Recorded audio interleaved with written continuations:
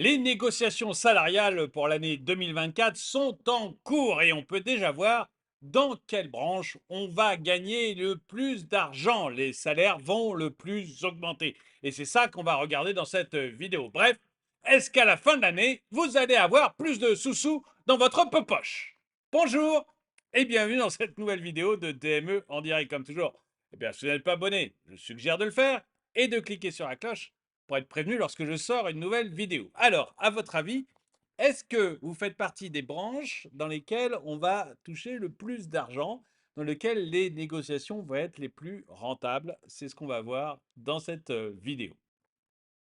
Les négociations salariales pour l'année 2024 sont en cours et offrent un aperçu fascinant de l'état actuel du marché du travail français, ainsi que des prévisions économiques à venir. Les négociations, souvent méconnues du grand public, jouent un rôle crucial dans la détermination des salaires et, par extension, de l'inflation à moyen terme. Alors que la France fait face à des défis économiques et des sociaux complexes, il est impératif de comprendre l'évolution des salaires et ses implications. Le premier accord signé pour 2024 indique une modération des hausses négociées par rapport aux années précédentes. Il va y avoir des hausses, mais moins fortes que ce qu'on avait l'habitude de voir, tout en restant en moyenne au-dessus de l'inflation, qui a récemment reculé.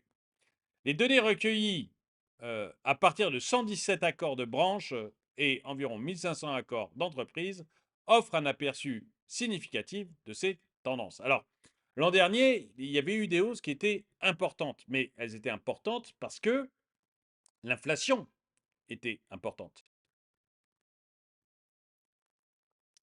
Comme là, on a une inflation qui baisse, les prix continuent à augmenter, mais l'inflation baisse, eh bien, logiquement, les salaires vont moins augmenter.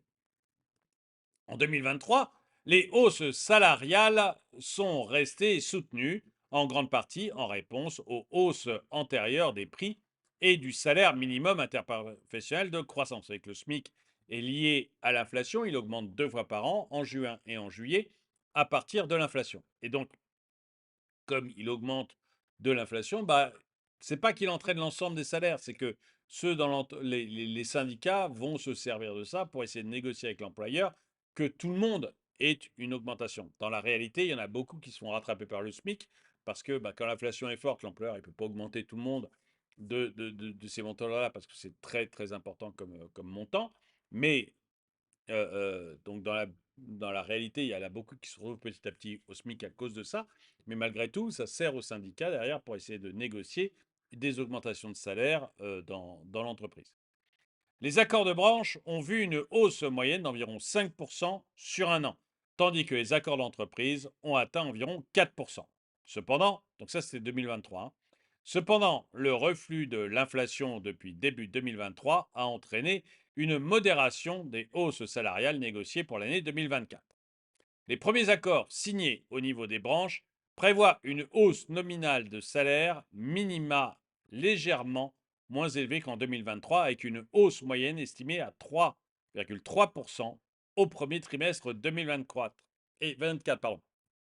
Et dites-moi, si vous êtes concerné, si vous avez vu passer ces accords, est-ce que dans votre entreprise, est-ce que vous avez obtenu une hausse de 3,3% ou supérieure ou inférieure? J'aimerais bien avoir, pas un sondage, mais des chiffres liés à ceux qui regardent mes vidéos.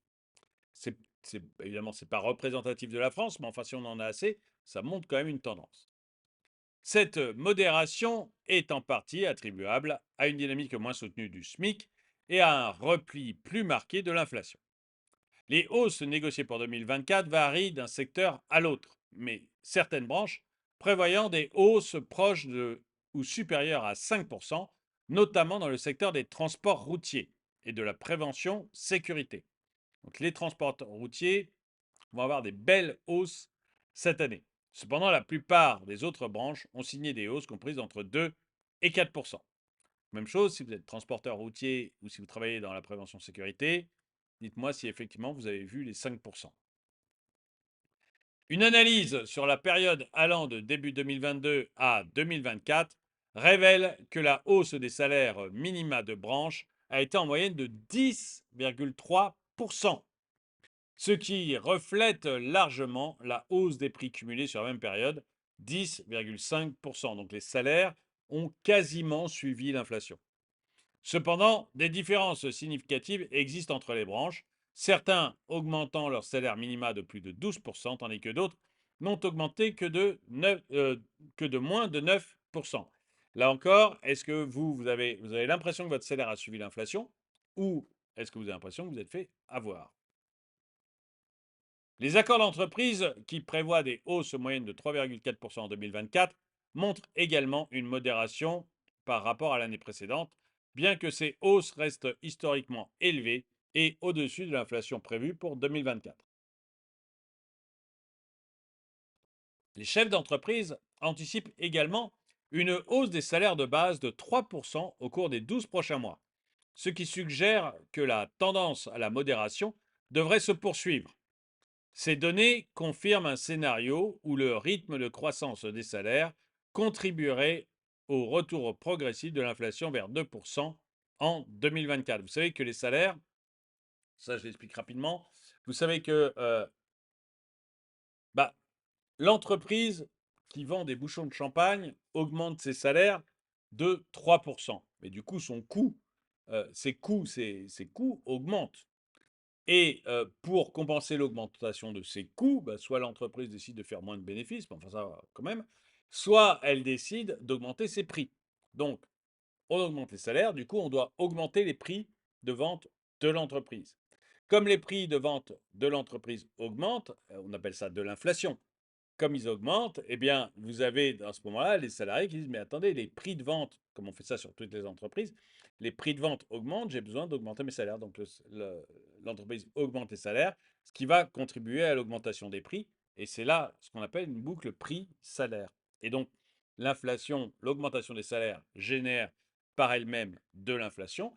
Mais si on voit que les salaires augmentent moins vite, ça veut dire que l'inflation générée sera moins importante. Et donc, du coup, on se retrouve sur une courbe qui est plus intéressante où l'inflation est maîtrisée, les salaires continuent à augmenter, mais moins, ce qui fait que l'inflation reste maîtrisée. Et c'est pour ça qu'on pense qu'en voyant que les augmentations de salaires cette année vont être moins fortes que l'année dernière, eh bien, on pense que l'inflation va dans le bon sens et devrait baisser, ce qui permettrait derrière à la BCE et aux banques centrales de baisser leurs taux. Enfin, vous voyez, c'est plutôt vertueux. En conclusion, les négociations salariales pour 2024 indiquent une modération des hausses par rapport aux années précédentes, mais maintiennent des niveaux au-dessus de l'inflation. Cette tendance souligne l'importance des négociations collectives dans la détermination des salaires et offre des perspectives intéressantes sur l'évolution économique à venir de la France. Et donc voilà, en principe, votre salaire devrait augmenter plus vite que l'inflation en 2024. Dites-moi si ça a été le cas en 2023. Dites-moi si vous savez déjà les augmentations que votre entreprise donne en 2024. Dites-moi tout ça dans les commentaires. En tout cas, merci d'avoir regardé cette vidéo. Mettez-lui un pouce vers le haut, commentez-la, partagez-la. Merci à tous ceux qui soutiennent la chaîne. Et moi, je vous dis à très bientôt.